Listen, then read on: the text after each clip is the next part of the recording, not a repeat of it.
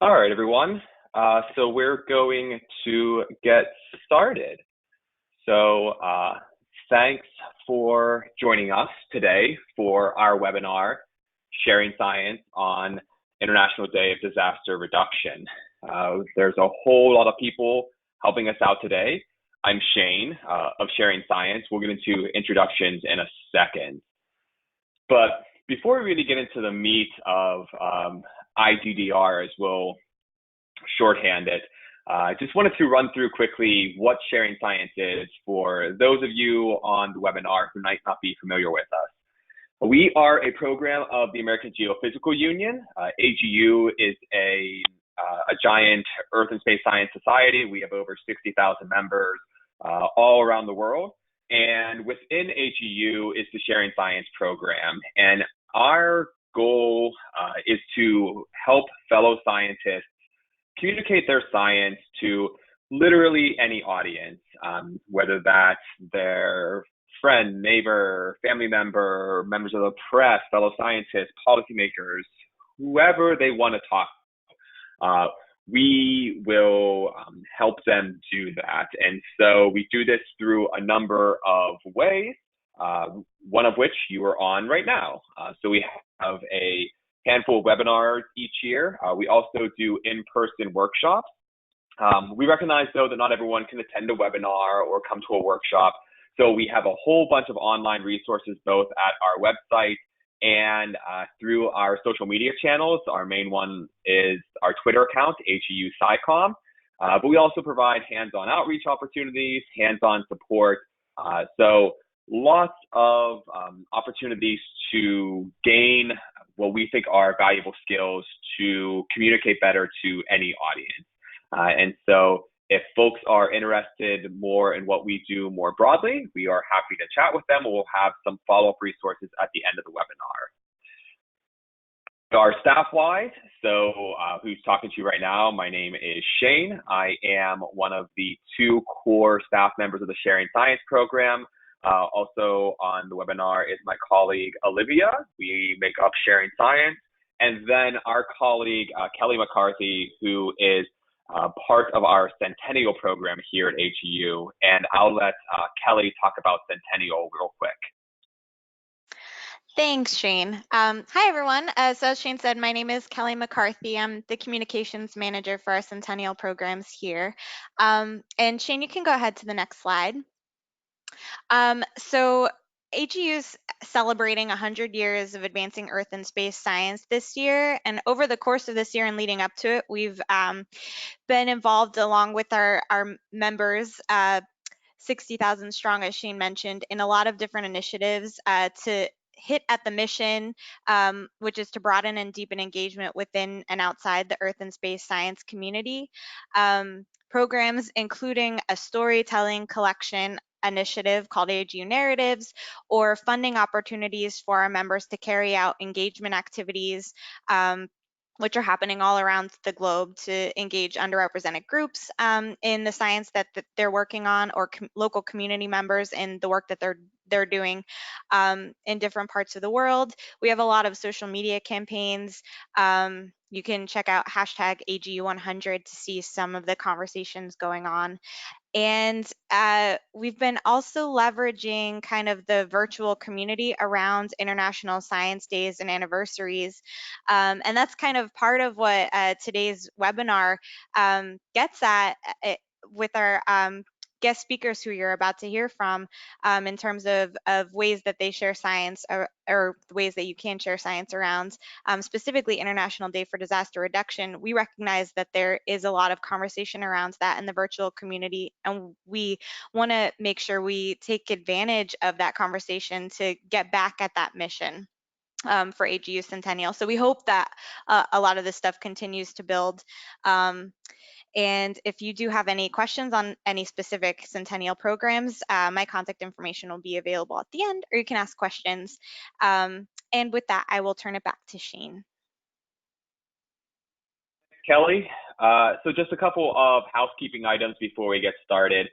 First, if you have questions throughout the webinar, there is a questions box on the right side of your little GoToWebinar panel. So you can type questions in there, and we will get to as many as we can at the end of the webinar. We want to make sure we have time for that. And then also, you might have noticed from the beginning slide, but IDDR is actually not until next month. The whole idea of this webinar is to hear from our lovely guest speakers, Wendy and Paula, about ideas on how to share your science on that day. So we wanted to do it a little bit ahead of time.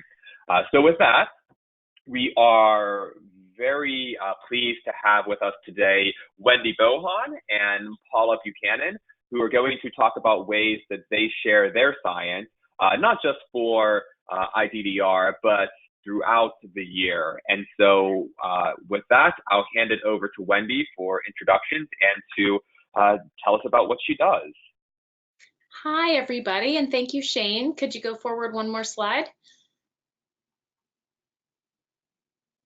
All right, so hi, thank you for having me. I am Wendy Bohan. I'm an earthquake geologist and science communication specialist for the Incorporated Research Institutions for Seismology.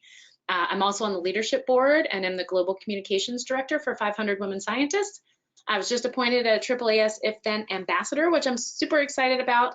And I chose this picture to be the picture to introduce myself because it shows the full range of what I'm working with. I am a mother of 3, so when I leave my job here, I go home to a completely different job. And why is this important? Because this is part of who I am. It affects the science that I do, and it affects the way that I present my science. So forward one slide, and we'll go through just a little bit of the basics of what science communication is. We have a basic idea, I think all of us, but it's the practice of informing, educating, sharing the wonder of science, and raising awareness of science-related topics. Next. And it has a bunch of different components. So you need a communicator, that would be us. You need an audience, and thinking about your audience is really critical. That's kind of the first step. You also need to consider your platform or how you're going to do your communicating. Are you comfortable speaking in front of people? Are you really good on the internet? Do you like to write? So, you could do all sorts of different things with different platforms. And we're going to talk today about some of those different platforms that are available to you to do your communicating. And it's important to think that communication isn't just like a webinar, usually. There's usually bi-directional communication channels. So especially on things like social media, you're putting information out there and then people can respond and comment, and there's a conversation that happens. And really important, all of this is happening in a social, emotional, and physical context. And we have to be very careful when we're thinking about that. So there's 2 main kinds of science communication: formal communication, which is like classroom education settings, and then informal communication, which is just about everything else. And so I'm going to talk mainly about informal science communication. Next slide, please. So after you've defined your audience, the most important thing you have to do after that is determine what your objectives are with communicating. These are 5 objectives that were outlined by the National Academies in their 2017 document. The first one is something that we all kind of think about when we think about SciComm: sharing the findings and excitement of science. Number 2, increasing the appreciation for science as a way of understanding and navigating the world. Those are kind of common sense. That's what we usually think of. 3 and 4, I want to draw your attention to. So number 3 is increasing knowledge of science related to a specific issue that requires a decision. And that's more about science activation than it is just communication. So how are you going to give people knowledge in such a way that they can internalize that knowledge and use it to make the best decisions for them? Now, it's important to recognize that this isn't telling people what to do. This is giving them information that they can then use and incorporate in their life. So number 4 is influencing people's opinions and behaviors when the weight of evidence shows significant consequences. Sounds a little bit nefarious, right? Sounds like there might be some ethical issues there. But really what they're trying to say is something like, all the scientific evidence shows that smoking is bad for you. You shouldn't smoke. So trying to influence people to make good decisions based on the science that we know to be true. And of course, we really need to engage with diverse groups so that we can get different perspectives about science.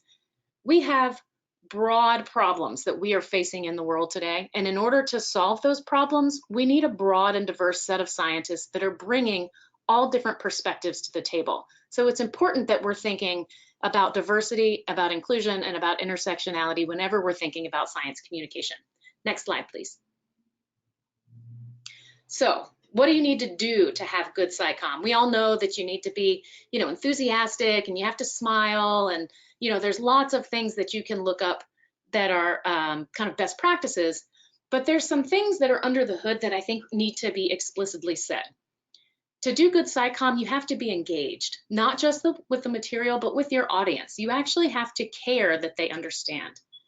You need to be empathetic. And this is really critical when you're talking about hazards, because when we have something like a hurricane or an earthquake, that is terrifying to people. These are their lives. It's important when we're doing our science communication to not get overly excited about our science, because this is disruption to people's day-to-day lives. They're worried about their children, they're worried about their homes, and just taking a moment to recognize that can help to build trust. And you got to be respectful. I mean, we should just put this on everything, right? Not just good SciComm, but life. Like, let's just all be more respectful. Non-judgment is very important when you're communicating about hazard science.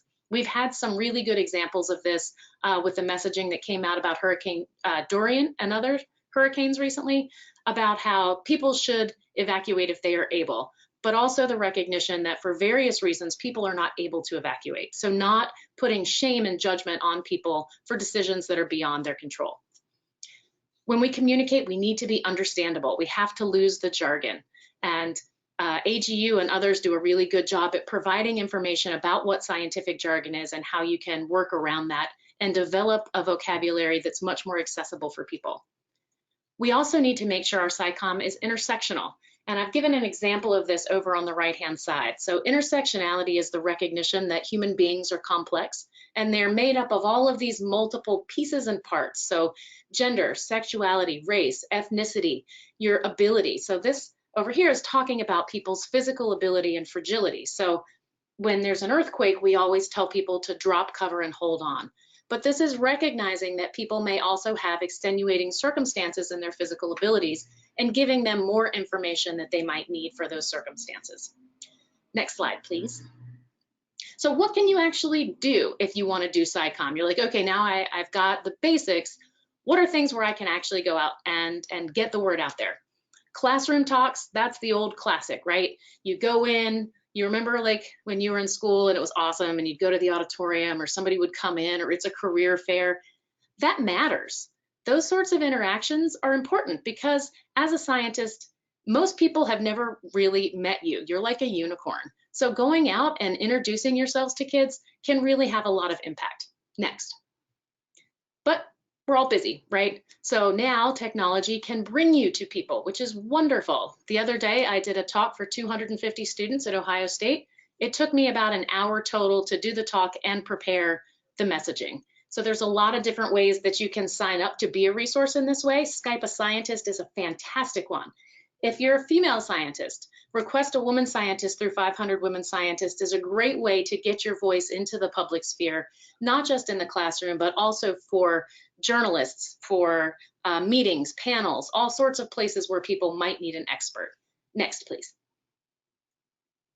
Webinars, you're all here, right? So this is a really good way that you can get your science out to people, low carbon footprint, lots of potential impact, and they're often recorded so people can watch it on their own time. Next, please. I might have to take a minute to convince y'all about this one. So scientific storytelling is a critical way to build trust and make connections with people. As scientists, we like to think of ourselves as objective, but we're also human, and we need to take a moment to connect with other people's humanity. And science is about stories, right? When we write grants, we're trying to tell the story of the data. So I love this quote over here. The plural of anecdote is not data, but anecdote has a greater chance of reaching and engaging with non-experts. And the narratives that go along with storytelling are persuasive. They're associated with increased recall, ease of comprehension, and increased engagement. If you want people to remember what you're going to talk about, and if you want them to care, a great way to do that is through scientific storytelling. If you're not comfortable with that, AGU runs scientific storytelling workshops that can help you to build a narrative, teach you different ways that you can frame your story, and then allow you to practice in a safe environment. Next. Social media, this is kind of my jam. Okay, so about 2/3 of Americans are getting their news from social media, but most consumers expect that that news will be inaccurate. And I think a lot of us would probably agree with that, right? The other thing is that 1 in 6 Americans are actively seeking out science news and information. So that's good. We have an audience that's looking for what we have to give. Next. So let's think quickly about what it takes to be a credible communicator on social media and across the board. There needs to be expertise and there needs to be trust. So what does that mean for social media? Well, 75 to 80% of academic researchers are already using social media, which means you guys already have social networks out there. These are people that already know you, they recognize your expertise, and they probably already trust you, which is important. But you guys are only infrequently posting about science. So this is a great way that we can have the resources and the connections that we already have, and we can use those to disseminate science to people that are outside of our scientific spheres. You may not have thought of it that way, but people are really kind of interested in your research if you can break it down and present it in an interesting way. And then they will share it with people outside of their network. And this is really important. Next slide.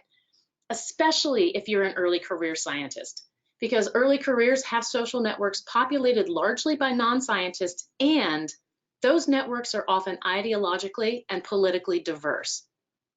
So on the right-hand side, this is showing a group of researchers' Facebook page friends. And so they were liberal, moderate, or conservative. They ranked themselves over on the left or the right-hand side. And then this was the distribution of the friends on their pages.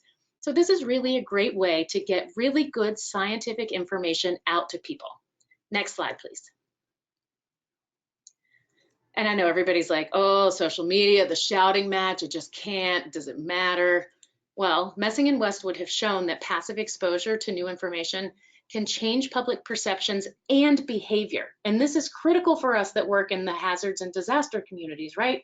Because it's not just about disseminating knowledge, it's about affecting behavior, making people safer. So I love this slide from one of my favoriteest people, Karen Kirk. It's used with her permission. She is a brave woman, delved into Reddit, which is one of the darkest corners of the internet.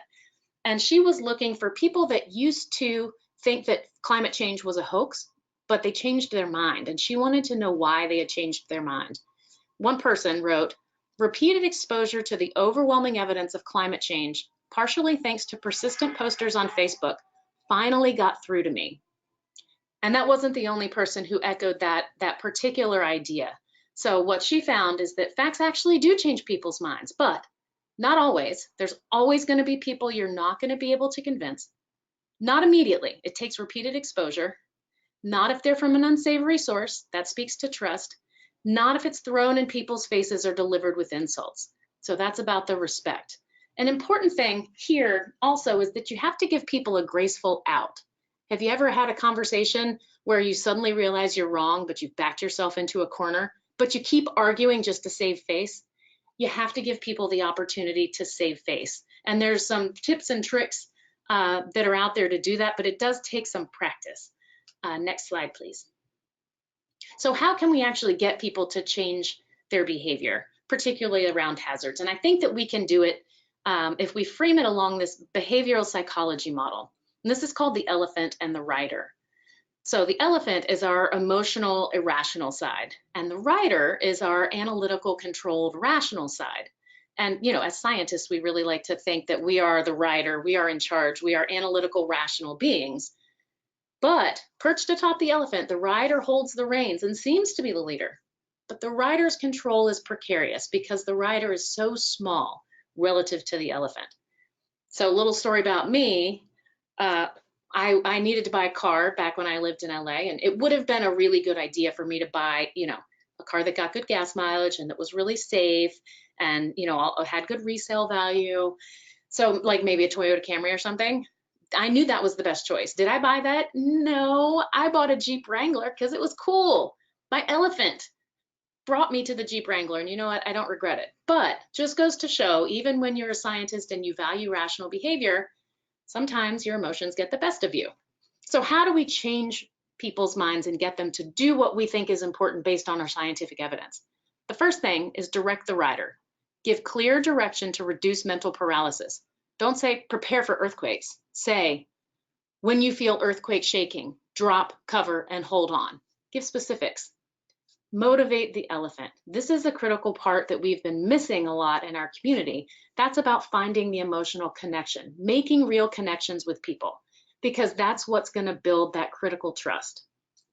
And then you have to shape the path, reduce obstacles, tweak the environment, make the journey go downhill, make it easy for people to understand, get rid of the jargon, give them an out.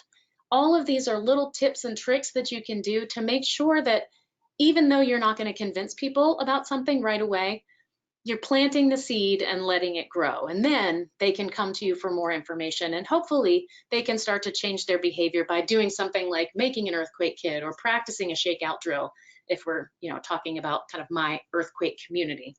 Next, please. So I think I'm almost out of time for me, and I want to make sure that everybody gets to talk. I'm so excited about our next speaker. But for my closing, I just want to make the point that science communication is about imparting information and knowledge, but it's also about making connections. Trust is critical. And then there's different things that you can do depending on your skill set and your comfort level, where you can take your science to people through virtual or in-person classroom visits, webinars, storytelling, social media, blogging. There's all sorts of ways and mechanisms that you can do that. If you need information about how to get involved with any of these things, please feel free to email me or send me a message on Twitter.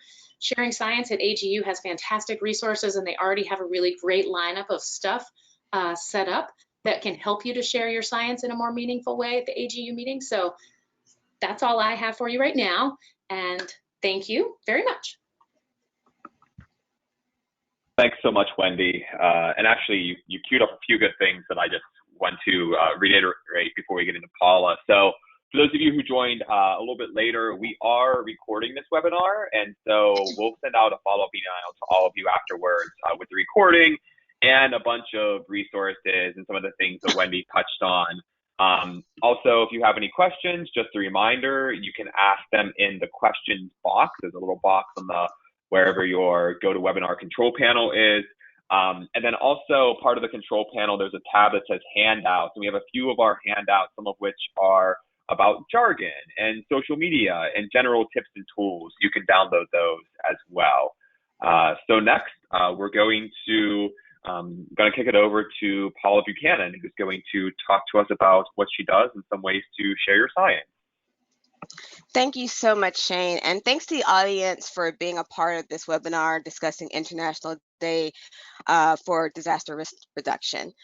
So to start off, I'd like to talk a little bit about what I do. I am a disaster researcher, and I'm actually a SciComm advocate, one of the reasons why I'm on this call. I am actually an advocate in the Voices for Science program sponsored by AGU. I'm in their 2019 cohort. I'm also a doctoral student in emergency management at Jacksonville State University, so I'm especially interested in this webinar on IDDR.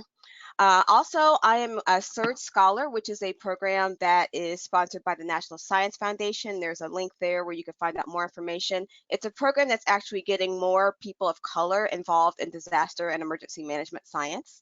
And for all the research nerds and science nerds on the call, whenever you look at a journal article, there's all kinds of keywords, right? So if I were a journal article, these would be my keywords. Public health, I have a master's in public health. Business, I have an MBA. And then, of course, management, communication, and technology. Next slide, please. So there's a picture of me this summer. I actually interned with a local county water management company. I'm doing what's called a sludge judge. I'm actually going into what's called a water clarifier and testing the level of sludge in the in that area. So yes, that's what I wore all summer, the hat and everything, and I really truly enjoyed it. So as a disaster researcher, my interests focus more on what's called water systems management. If you are ever involved in disaster or emergency management research, you're usually focused on wildfires, hurricanes, tornadoes, one specific thing, and my big thing is water, specifically drinking water availability and access, and also the human impact impact on the drinking water cycle and its supply. We do have a limited supply of water, and it's important that we become more effective water stewards. I'm also very interested in risk communication, and from my background working in the tech industry several years ago, I'm especially interested on how technology impacts how we communicate as disaster and emergency management researchers and practitioners, specifically on how tools like social media and the internet can be more effectively used. And more specifically, taking all those broad interests and filtering them down, I'm really interested in how emergency managers and practitioners and researchers can more effectively use technology to communicate with and educate stakeholders and the communities that they serve to lessen the impact or mitigate the impact of water shortages. Next slide, please. So as a part of my research, we are always looking at different definitions of disasters. There's a whole bunch out there, but I really like the one from the World Health Organization. They define a disaster as follows. A disaster is an occurrence disrupting the normal conditions of existence and causing a level of suffering that exceeds the capacity of adjustment of the affected community. Basically, if you distill that down to a couple of words to make it easier for more people to wrap their heads around, disasters and emergencies exceed our community capacity. Next slide, please. So looking more into the theory behind what I do, in disaster and emergency management research, we basically focus on 4 phases, 4 activities that we conduct. And if you look to the left of that slide, you basically see a diagram of the 4 phases of mitigation, preparedness, response, and recovery. You see that the 2 phases of mitigation and preparedness occur before disaster, and then response and recovery occur after. And then the outer blue circle, you see a sample example, as I call it, of different activities that are conducted at each. So first of all, mitigation. Mitigation is defined as lessening the impact of disasters. That's actually what I'm doing with water resource management, lessening the impact. So you try to prevent disasters from happening, but you can't, prevent them all. So you try to lessen the impact and then go on to the next phase, which is preparedness, being ready for disasters, getting your sandbags out, getting bottled water, getting canned food, whatever you need to do to prepare because the disaster is coming. Then response is what most people think about when you see stories on the news. You're reacting to the negative impacts of those disasters. This is at the point, going back to the former slide that talked about the definition of disaster, this is when you are exceeding capacity, disaster is happening, and you're responding to it or reacting to it. And then finally, recovery, the process of returning to the state that existed before the disasters occurred. And that's considered to be going back to normal as much as you can. So those are the 4 phases. Next slide, please. So incorporating my disaster emergency management research into what I do as an AGU Voices for Science advocate and also my interest in SciComm. And it doesn't take a scientist to see this. You see this in the news all the time. There's a massive increase in the number, severity, and scope of disasters. And I can say this for my fellow researchers and practitioners, we can't do it all. We have created a really good model on how to deal with response and recovery, but we need to do more on the mitigation and preparedness side. And there's just not enough bandwidth, there's not enough capacity for us to do it all. So the following 2 concepts have become more incorporated actively in what we do in practice and in research. The first one is the concept of whole of community. This is when you collaborate with all stakeholders as a team.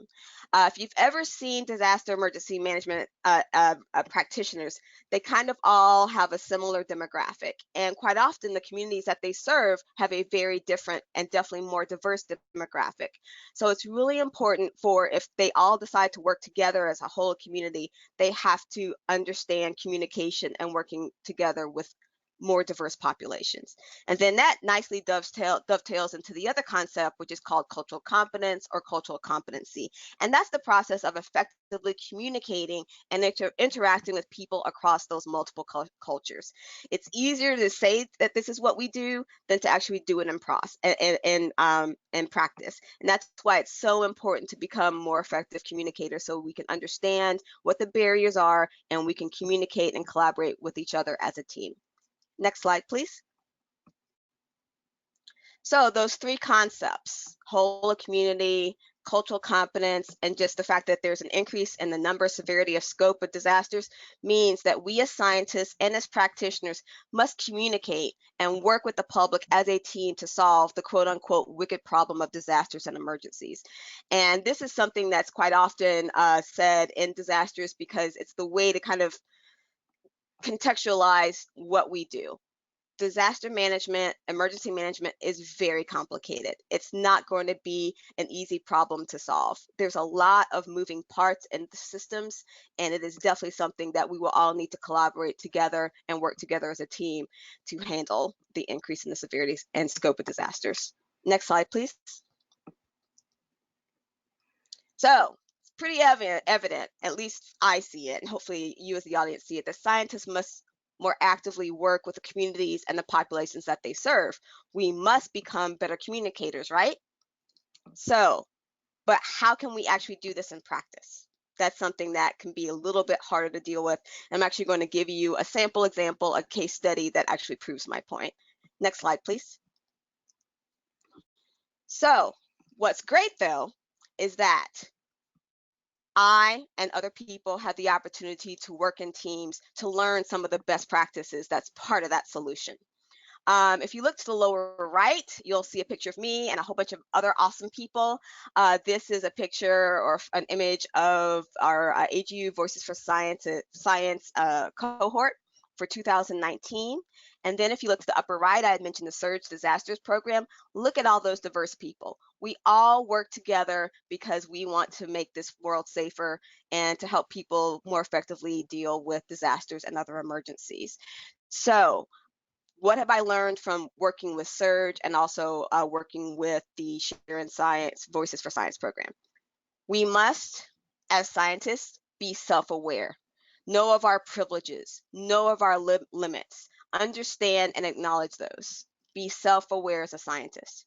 And I think this second point is very important. And I actually experienced this as a part of my Surge disasters work. We worked in US Virgin Islands and also Puerto Rico, and working with these groups of people who had experienced these disasters, boots on the ground, you learn something really fundamental. You meet people where they are, not where you think they should be. And I'll talk a little bit more about that in the next slide, but not yet. Let me finish what's on this one. People can change over time. And as Wendy just said, you know, when people have more facts over time, they can change, but there might not be everyone that does that. And that's something we have to acknowledge. Meet people where they are, not where we think they should be. And a sample example, which was just discussed, was the concept of climate change, right? We have the facts, but individual views, perceptions, attitudes, and beliefs often contradict those facts. So what do we do as scientists? What should we do? Next slide. This is a case study sample example. This is a story that was produced by Vice News, and it says why some meteorologists are still climate skeptics. This meteorologist named James Mann, who's from Birmingham, Alabama, right around the corner from where my university is, has been on ABC 3340 for 30 to 40 years. He has decades of experience. And in an interview with Vice News, he was quoted as saying he has a love of science. He has a love of science communication. He loves working with the people and to make them safer. But, this is a but, look at those two images I have to the right. He won't talk about climate change. They asked him why, and his response was, go talk to a climatologist. I do weather. So armed with the facts, what do we as scientists do? Very importantly, what we don't do is tell them they're wrong. We do not inundate them with facts, okay? We meet them where they are. What we do is we focus on, there's all these disasters going on. There's floods, there's hurricanes, there's tornadoes, there's drought. All these things are happening. How can we work using whole community and cultural competence, work together to lessen their impact, not talk about the cause of the outcome, right? So what we should look at is focusing on the negative outcomes and how to lessen their impact. For me, that would be talking about how can we lessen the impact of water shortages, not the cause. the fact-based cause of the outcomes, which would be climate change. Next slide, please. So in conclusion, for me, as a disaster and emergency management researcher, and also someone who is actively involved in the importance of science communication to make me a better researcher and make other people understand the importance of science and how it impacts our society, it's important to implement, I've learned through this experience to implement more effective hazard mitigation programs because I've become better as a science communicator, right? And thank you, AGU and Voices for Science program for that, and also Search Disasters. Now, for all of us, can you go back one more? Thank you. And for all of us, we as scientists, we know our stuff. We know what we're talking about, right? But we must also know how to be better listeners, okay? We must listen to others, sometimes shut our mouths and listen to what other people have to say. We have to be self-aware as a scientist to do that. Again, we have to meet people where they are, not where you want them to be, right? And then finally, scientists must become more effective science communicators to tackle the wicked problems like disasters and other emergencies of the world. Next slide. Thank you for your time. I really do appreciate it. These are a few more photos of the work that I did as an intern. You see my dirty boots on the ground. I was very proud of getting those boots dirty, and there's still a whole bunch of dirt on both of them. If you do have any questions for me, feel free to reach out to me using social media. There's my Twitter handle, my LinkedIn page. Again, thank you for your time, and thank you for your interest in learning more about how you can actively be a part of International Day for Disaster Risk Reduction. So much, Paula. And yeah, I hit the slide advance, so sorry about that. Okay, so we heard some really great things from Wendy and Paula, and we'll have questions in a second. So we have a few here. If you have any more, please just type them in the box. But before we get to that, so what's next? Well, International Day for Disaster Reduction is on the 13th of October. And so if you are out there sharing your science, if you are talking to a classroom, if you're on social media, if you're out doing whatever you're doing, let us know about it. If you're on Twitter, you can use all these hashtags. You can tag us, you can @ us, you can email us, whatever it might be. We really want to hear what you all are doing. If you are on the social media, we are on, literally like everyone on this webinar is on social media in some capacity. So we're on Instagram, Kelly, myself, and Olivia are on Twitter, the Sharing Science and our science policy folks are on Twitter. Wendy and Paula both have Twitter accounts. We will pass along their information as well in this follow-up email, in addition to being part of the presentation. And finally, if you're interested in this type of stuff, maybe some of you are aware of this, maybe some of you aren't, but we have something called the Sharing Science Network or Sharing Science Community. And this is a group of science, communication, policy outreach, interested folks who want to not only get resources from us, which we are always happy to do, but really talk to each other and share experiences about what they are doing to share their science. We have an online community where folks can chat back and forth. We have a ton of resources only available to community members. We have an ever-growing library of, I just did this the other night, I think like over maybe close to 200 peer-reviewed manuscripts on science communication that we are adding to every single day. It's free, it's for anyone, not necessarily just AGU members. You can check it out at sharingscience.agu.org/join. And I'll leave this up for now, but some questions that we got for Wendy and Paula.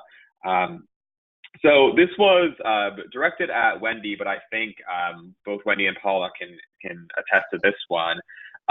So Wendy talked about being respectful to their audience.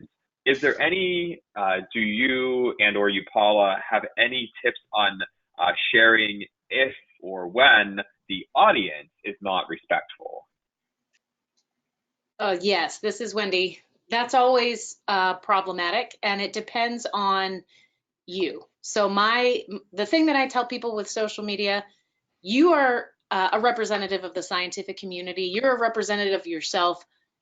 Don't do anything that's going to undermine people's trust in you or people's trust in the scientific community.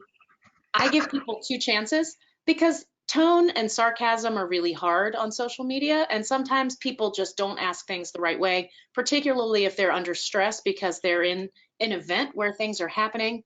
They're not necessarily putting their best foot forward. I give them two tries, and then I'll either mute or block if you're on Twitter. If you're working with an organization where you can't block people because they need public access to the data that you have, you can just ignore the conversation or in some cases hide the offensive language in a lot of cases. But we recognize that if you're doing science communication this way, this is your time and energy, and not many people get to do this as part of their job. So it's very important for you to always protect your own sanity, right? And so you don't have to put up with people being disrespectful, but don't drop to their level, would be my advice. And this is Paula. I definitely agree with that. As someone who has been a university level instructor for almost 15 years, I have definitely had my share of dealing with students who might be a little bit rude or disrespectful. So I understand what that's like.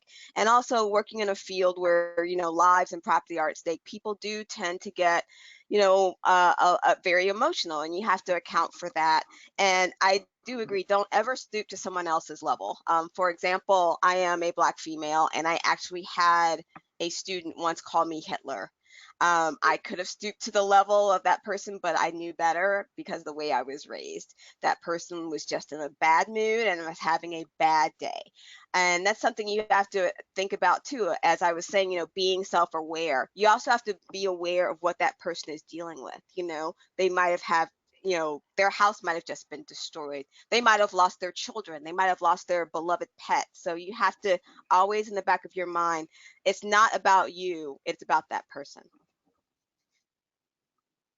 Great. Thank you both so much. This is one directly to Wendy based on something you said, but I'd like to hear more about giving people an out. Like, what does that look like? Or do you have any examples of that?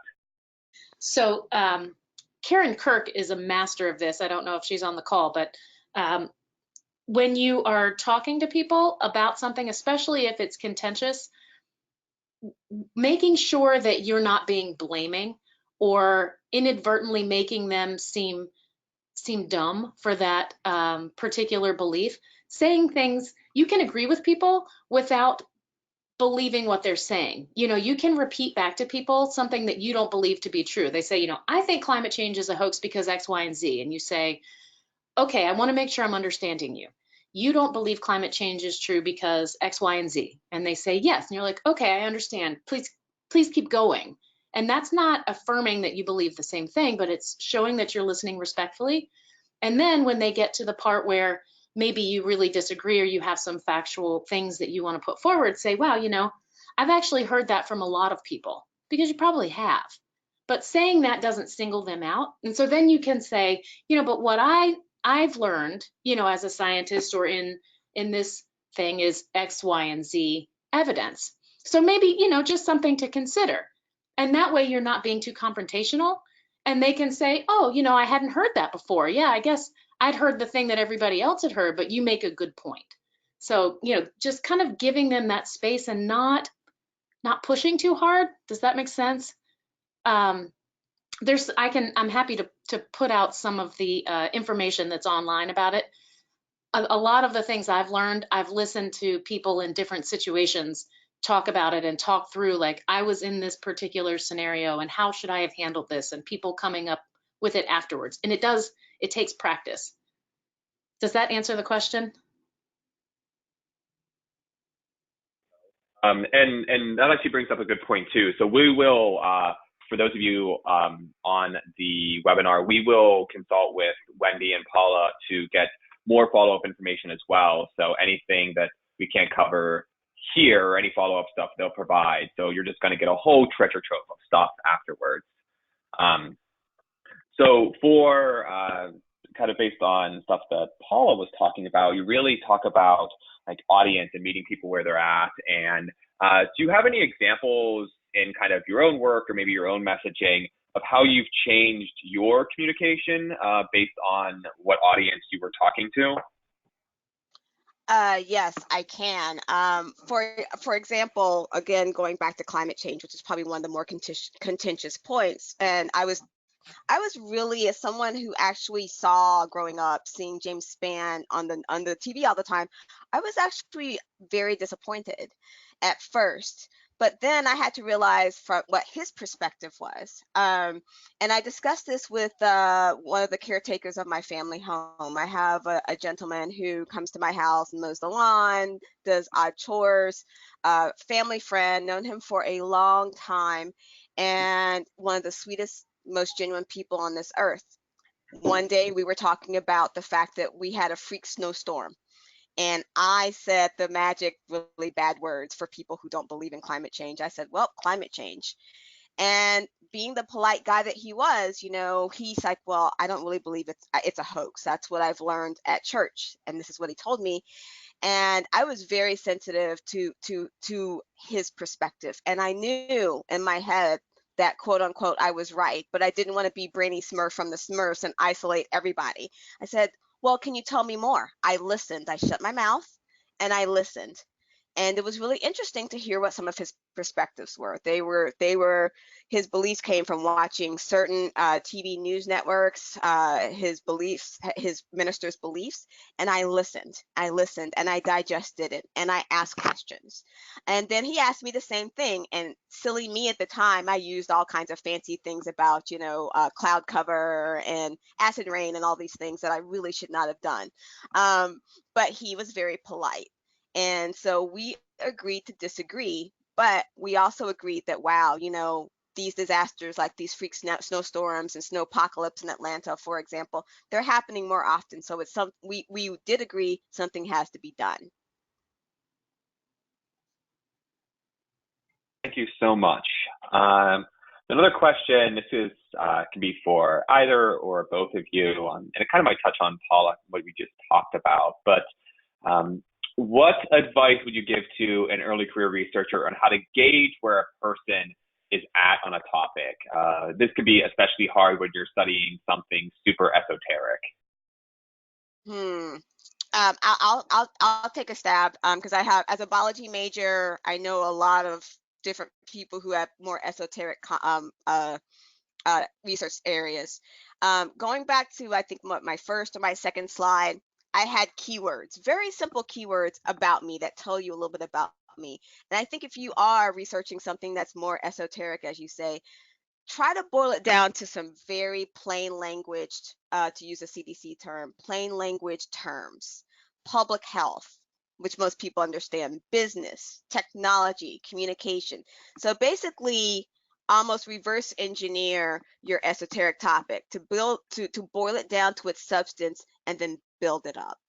And that's the best way I could think about doing it, because I have biology major friends where they tell me what they're doing and I have no idea. I was like, can you plain language that for me? And I'm a biology major, so I know that does happen.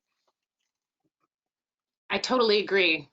And I would add that it's okay to ask them questions to find out what they know and don't know. People like to talk about themselves.